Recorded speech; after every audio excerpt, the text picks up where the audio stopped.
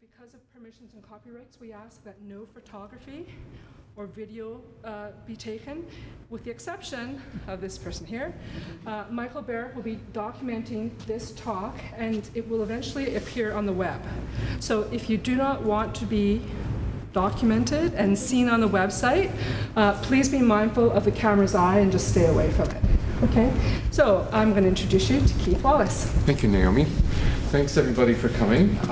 It's nice to see a good crowd out this afternoon. This exhibition, I'm sure that all of you probably are quite aware of Weiwei and who he is and what his kind of reputation is, not only within China but internationally. And you know, he has been detained in China since 2011, so he's had his passport taken away, he can't travel, but he still shows extensively, primarily outside of China, although he does have exhibitions in China. And he has a huge studio that's pretty much like a factory, in fact. And he has a lot of people who work for him and fabricate the work that he either sends outside of China or even has fabricated outside of China, because there are certain works that can't be shown in China. So I think like part of the context is that there is censorship in China, and many galleries, even highly reputable galleries, have to take their exhibitions to the authorities and have them approved. And in other exhibitions, the authorities will go and visit them, and if they don't think the work is appropriate, it will be taken away. And I've been to an exhibition where there was a video playing, and I was going through the exhibition, and I came back and a little note was on it saying this video has been turned off for no reason was given. But it was, I know that the work was very political. So it's very difficult to do political work in China, and artists that do it nowadays find ways to do it where it's not overt.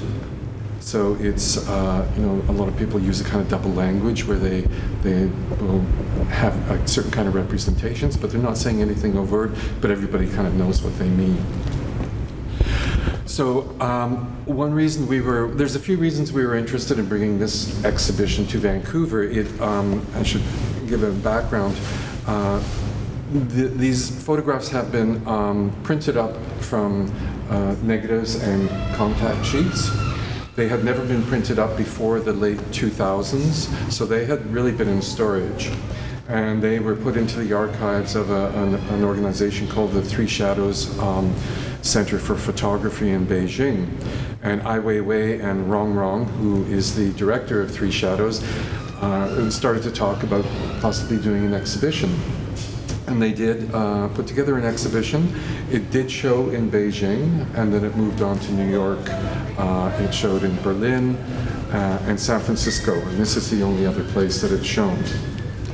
All the works in the exhibition were selected by Ai Weiwei himself, and he really sees it as one work of art.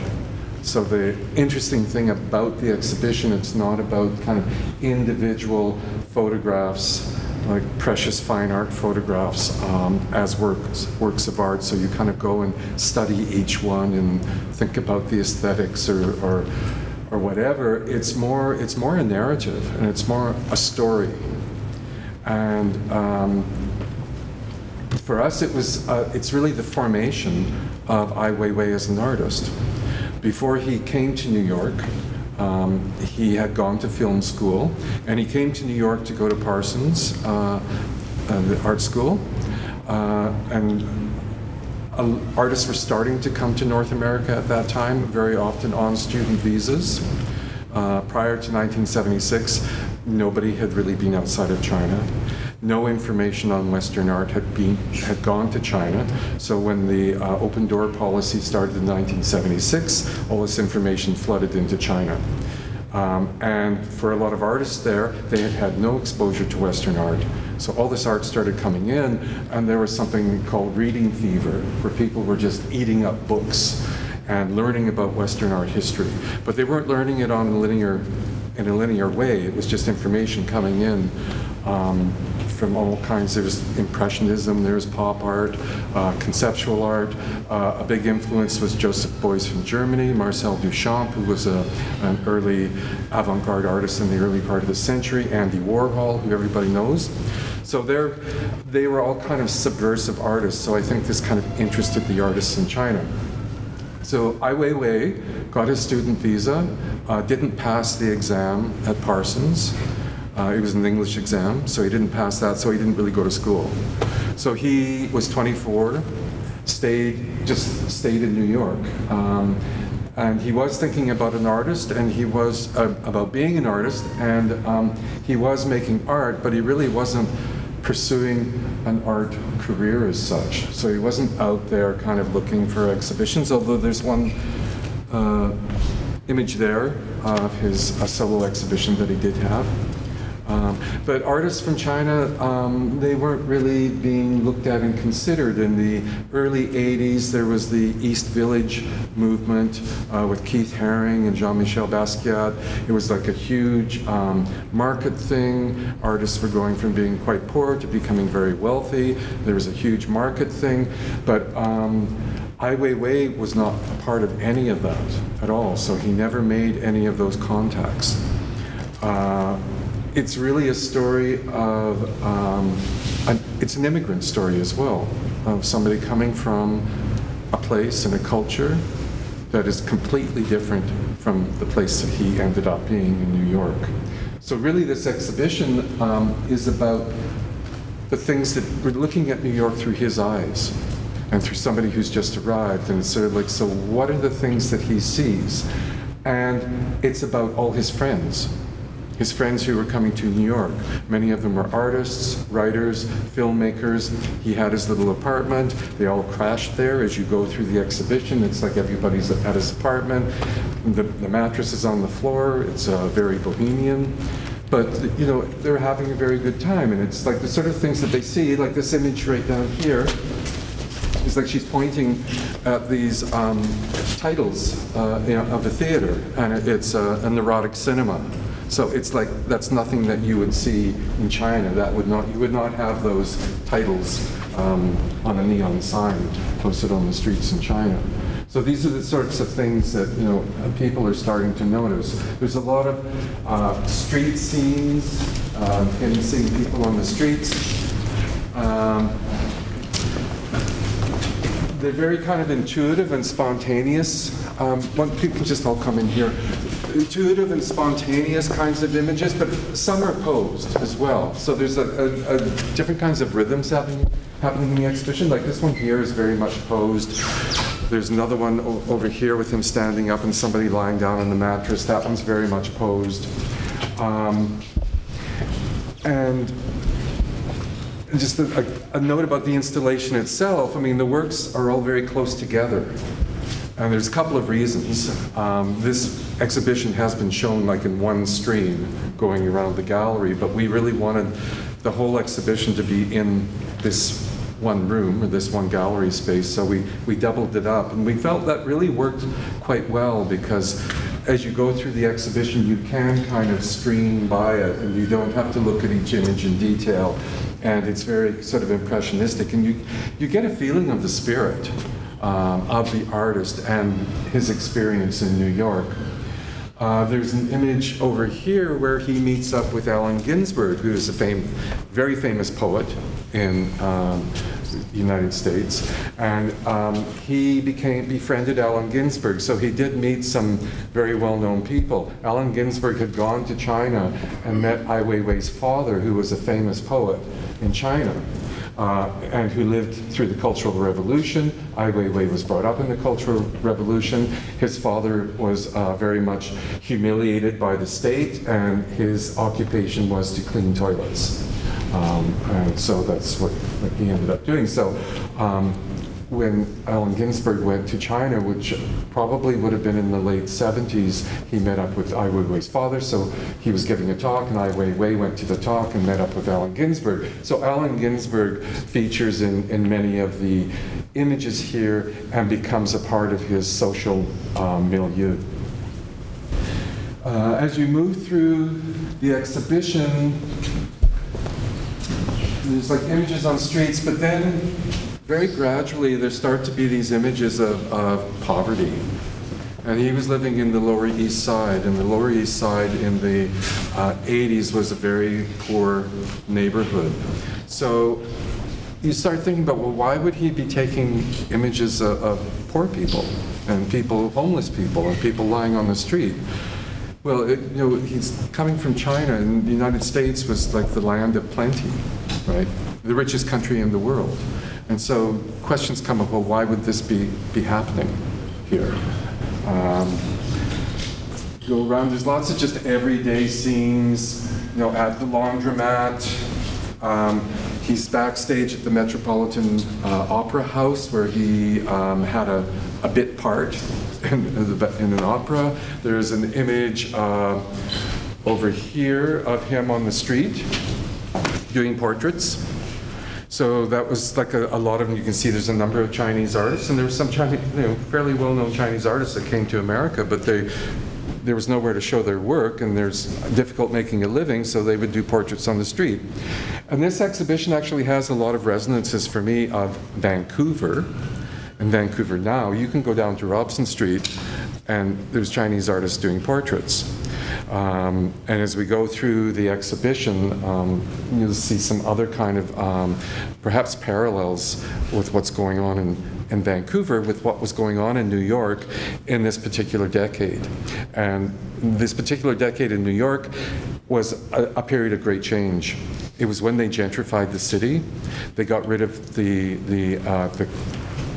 got rid of most of the crime and the drugs, because New York City was considered a very dangerous city in the 70s and early 80s.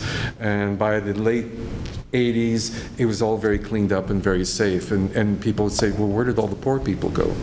And nobody really knows. But, Vancouver's kind of going through a similar sort of gentrification, and especially in the downtown east side, where there are condos going up in spaces where there's a lot of poverty.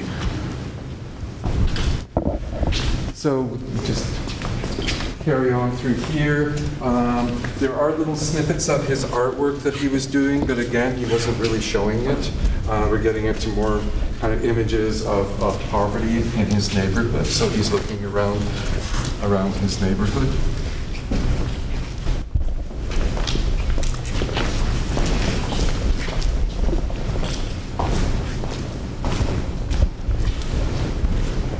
And again, we have these images like the restaurant, another artist coming. This is his solo show at Ethan Cohen Gallery, and Ethan Cohen's mother, Joan Cohen, was one of the first sort of curators, art writers to go to China and to start to look at Chinese artists.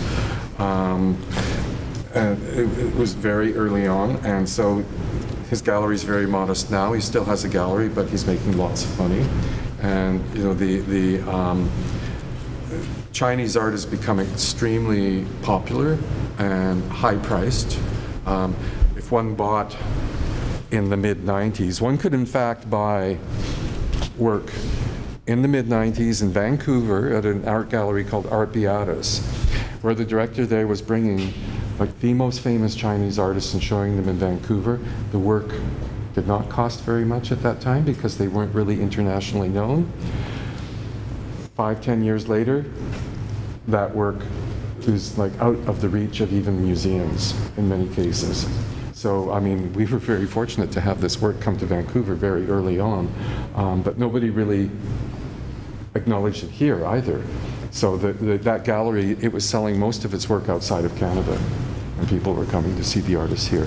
But some of the most famous artists in the world now were showing in that particular gallery in the 1990s. So this is an interesting image here. This is police at a park protest. So what starts happening here, and we're getting to be about 1988. The images started in 1983. This is when the gentrification, the lower part of Manhattan, started to really take on momentum, and people were losing their homes. And so there were starting to be protests, and particularly around one park, Tompkins Square Park, was a site where a lot of protests and events happened. So he started to document or take pictures of. I don't think he was thinking of himself as documenting. And what's interesting about this exhibition is that it has become a kind of document of a decade in a particular place, of a certain immigrant community in that place. So it's got a number of layers taking place in it. But you know, all of this, and as Ai Weiwei is known as an activist now, this is all pre-Ai Weiwei activist. He wasn't really being an activist. I don't think he was really participating in the demonstrations. I think he was looking at them. And one thing that he said of his experience in New York, he realized that demonstrations are a part of the societal process, and being able to demonstrate. And the demonstrations here are really quite extreme, and they're quite violent, and there's a lot of police. So that would be something that he would notice too, because in China, you know, the police, there's a lot of police like regulating what people do and where they go, and there is no dissent in China. Of course, there was Tiananmen Square in 1989, but that really, after that, there really hasn't been a lot of dissent. There have been smaller kinds of protests, especially for people who are having to leave their homes and move into other kinds of housing. So this idea of protest really became something that was evident. There's another image. And if anybody has any questions as we're going through this, please feel free to ask. We've got Allen Ginsberg again. And then we've got some images of people being arrested. And they're being arrested by undercover police. So this is kind of another thing that would kind of like stand out to him, because there's undercover police in China, and again, America is like America of the free, land of the free, but you know, there is, you know, undercover police arresting people. They're not in their police uniforms, they just look like people on the street. So he's actually starting to make one think about our freedoms, and really, what are our freedoms? You know, how free are we when we have these kinds of things functioning in our society now? And of course now we have surveillance cameras everywhere. So, that's another story. He's like photographs personalities like Al Sharpton, who was a Baptist minister, who was very famous for human rights. Was Ai Weiwei religious? I don't think so, because there, I mean, there's religion now in China, but there wasn't really religion. I mean, Christian religion, Buddhism, that wasn't, if it was practiced, it would have been underground. Yeah. But during the Cultural Revolution in particular, I mean, things were extreme, and people were very cautious about anything they did. So, you know, it would be underground. It's like in Cuba, you know, I mean, they have churches now and religion's allowed, Christmas is allowed, but there was a time it was all very underground. Yeah, Al Sharpton, famous personality, so who stood up for, you know, human rights and black rights, Baptist minister, advisor to the president, etc. So it's like these different personalities and things start to come into play in Ai Weiwei's experience of things. Wigstock, you know, a big drag festival in New York. Again, something else that wouldn't happen in China at the time. So it's like really sort of looking at these different sorts of freedoms and non-freedoms and contradictions of the city at the time and the North American culture at the time. So these would be things that he would be looking at. And you know, it's sort of interesting that he's like printed up these like contact sheets. So again, they're not like these fine art photographs. It becomes very sort of impressionistic as you walk through the gallery. But then there are like these ones here with the motorcycles. They're much more kind of iconic and I think self-conscious. As like, I want to get that image.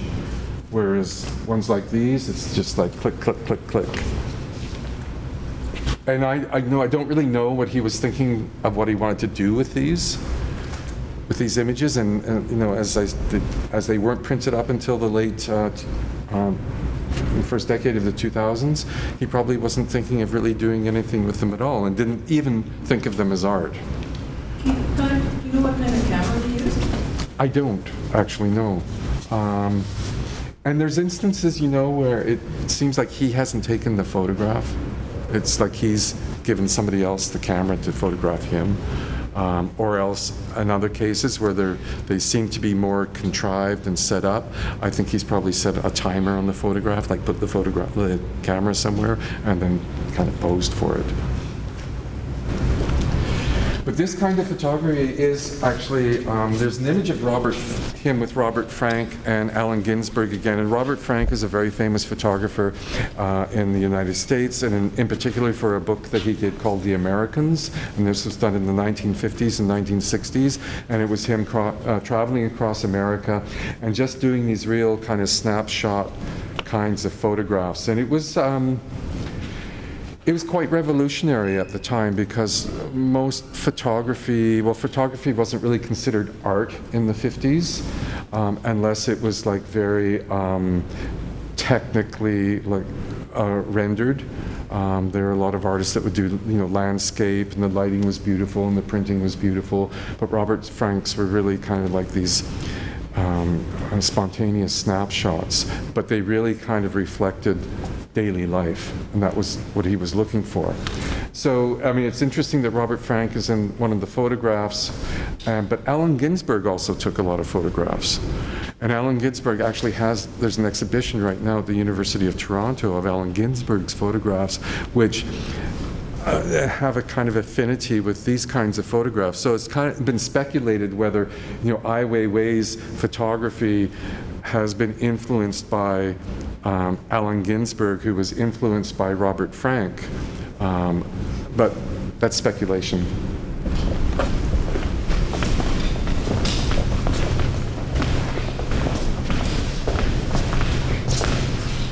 So we just go through the exhibition, and there's many sorts of demonstrations. The demonstrations are about housing, they're about AIDS, they're about all kinds of different things, and you know, they just continue on and continue on. Again with his friends, at art shows, people on the street, different parts of the neighborhood.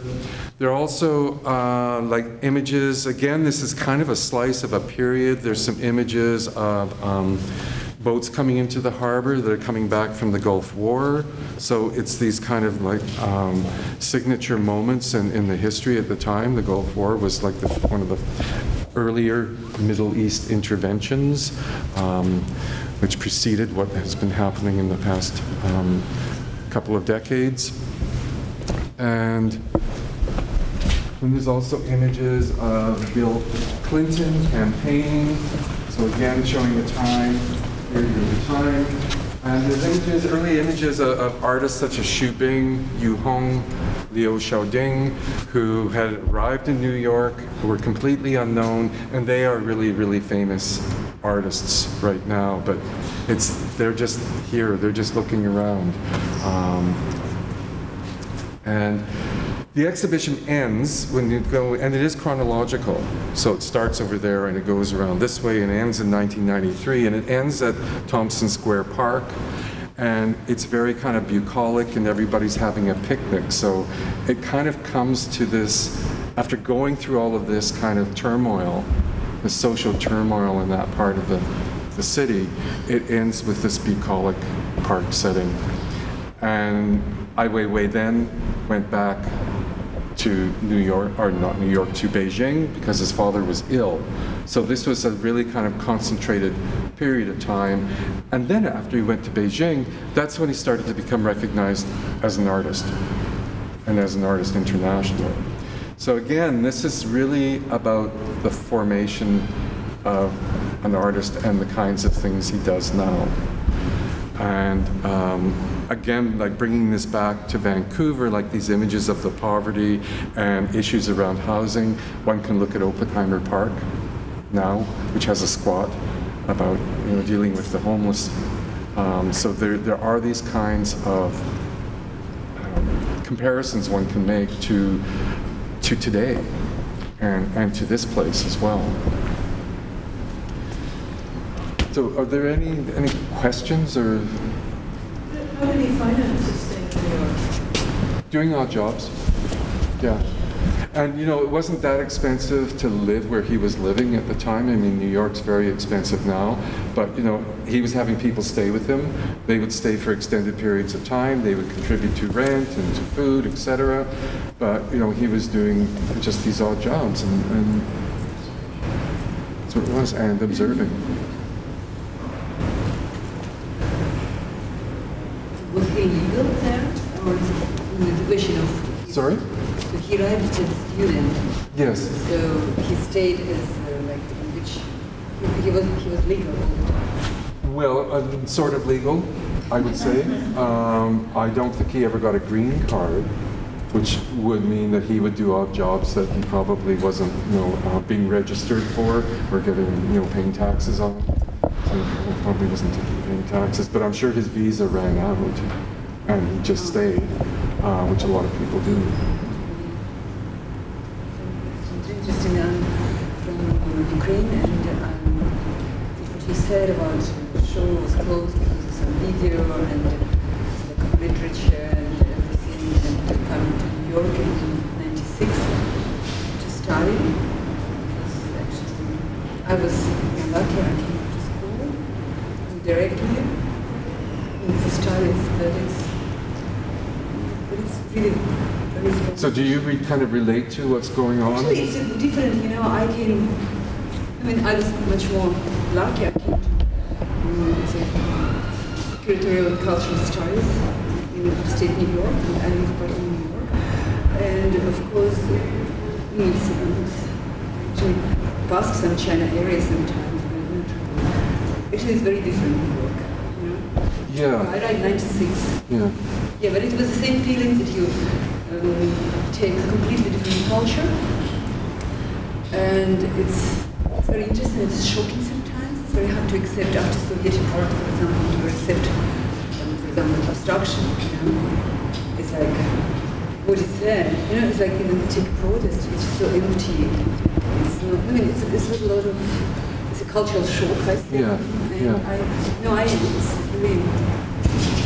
Yeah, I mean, it's hard to see whether, you know, he's going through cultural shock here. It seems like it's much more like he's kind of looking around, and just the subtle things, like he's got images of St. Patrick's Day, and there's images of Halloween over there, but there's images of Chinese New Year's as well. So it's also, you know, different kinds of rituals that take place. Maybe culture is so fractured that it's impossible to achieve true multiculturalism at this point in time. Something like that, maybe? Well, I think, you know, I just think for, you know, what happens with a lot of sort of immigrants, they look for their communities within the place they're going. You know, and that happens, and you sort of get these, you know, immigrant ghettos that they, you know, they refer to them. And, you know, like most of his friends are his friends from China that are coming, and that's kind of the whole kind of interesting story that one doesn't hear about or one doesn't see. And there's images back here of a movie being shot of Beijingers in New York, and it was like a very well-known movie that was shot in the late '80s. And so filmmakers came to New York, and they were like documenting all the people from Beijing who were living there and documenting that community. It didn't really get any play, you know, beyond the Chinese community, but you know, it was still very kind of isolated from the rest of the art world. And as I say, he wasn't communicating with the larger art world in New York, and probably didn't even really know how to enter it.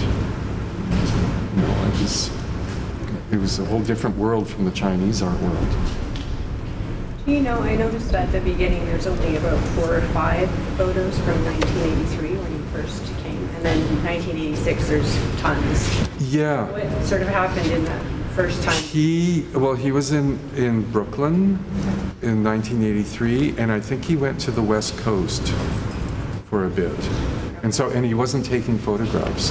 So he wasn't like this conscious taking photograph things. I know he went to California at one point for a short period of time, but it was just, yeah, maybe you arrive in the place in 1983 and it's got, you know, his table is there and a picture of him in front of the store, and, you know, it says, I'm in New York. But then he wasn't really taking pictures, and then a couple of years later, then he really started, like, he didn't have much to do. He considers that he was just hanging out, you know, all that time and just hanging out and looking.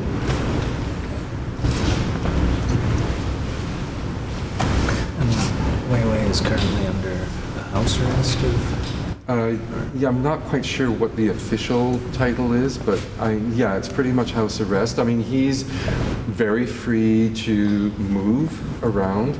He has a ton of visitors, but everything's watched.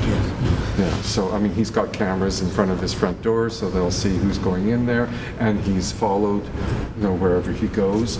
And even before he was being detained, he was being followed wherever he was going. So, so his work is probably heavily screened. Within China, Yeah. it is, but you know, he's done, you know, he did a major piece, I think it was in Munich, because he was doing research on the children who were killed in the Sichuan earthquake and trying to get all of their names. And he did this whole, I think there were like 5,000 backpacks on the side of a building, which represented one of the children. But that was actually one of the projects that started to get him into trouble with the authorities, because he was going in and finding out about the corruption, because the buildings, you know, apparently weren't that well built, and he was just doing research on that, and it's like, no. You're not going to do that. And that piece could never show in China itself, but it shows outside.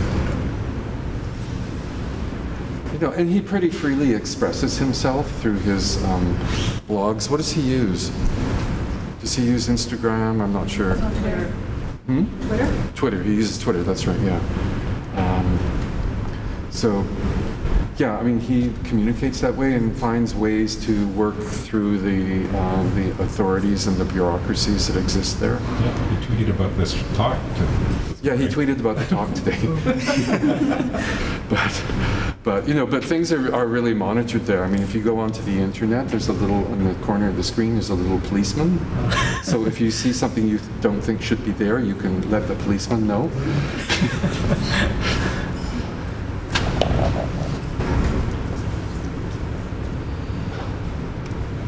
So we were very pleased. Can you make a connection between this work and the later massive, enormous work, the installation work?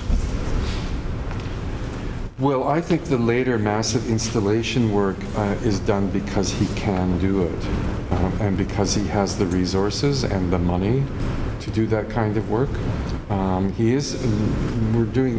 There is a piece that will be in Vancouver coming shortly, I believe, as part of the Vancouver Biennale, which is a sculpture biennale, which is a new piece that he's done. And he actually paid for to have it fabricated. So he's very generous in that way. But I don't think this informed his larger pieces. I think there's a whole other issue that's created that, and that's the art industry as it exists today, because you know, in the 60s and 70s, people used to talk about the art scene, and then in the 80s, you talked about the art system, and now you talk about the art industry, because there's actually billions and billions of dollars invested in the industry. And so there's money that's made available to produce these enormous pieces and these enormous installations. So I don't think, like, anything that's happening here, I don't think has related to, I think what's happening here has more informed his belief that activism and freedom of speech is a part of the social process. And he wants to find ways to do that, and even if it means he can't leave the country.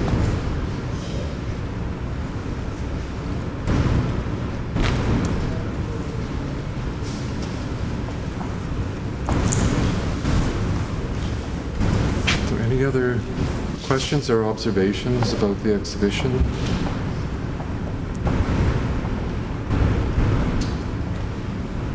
I have a badge I got from the Weiwei movie a few years ago.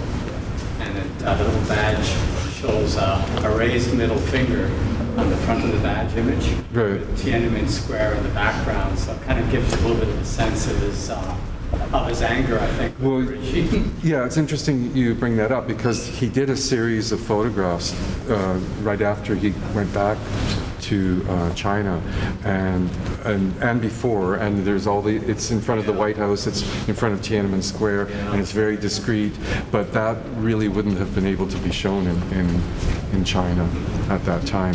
And I should point out that there's also a video in the other room, which is an interview with Ai Weiwei now, by Zhang Shengtian, who is an artist and a scholar and a professor who taught many of the most famous artists in China, who lives in Delta, BC right now, and has for the past 20 years, and worked for Art Beatus. He was the one that brought all the famous artists to Vancouver. So it's an interview with him and Ai Weiwei, and Ai Weiwei talks about his childhood. So it's pre this period, and he talks about his father and growing up during the Cultural Revolution, and then also talks about coming to New York. So it's a great complement to the exhibition.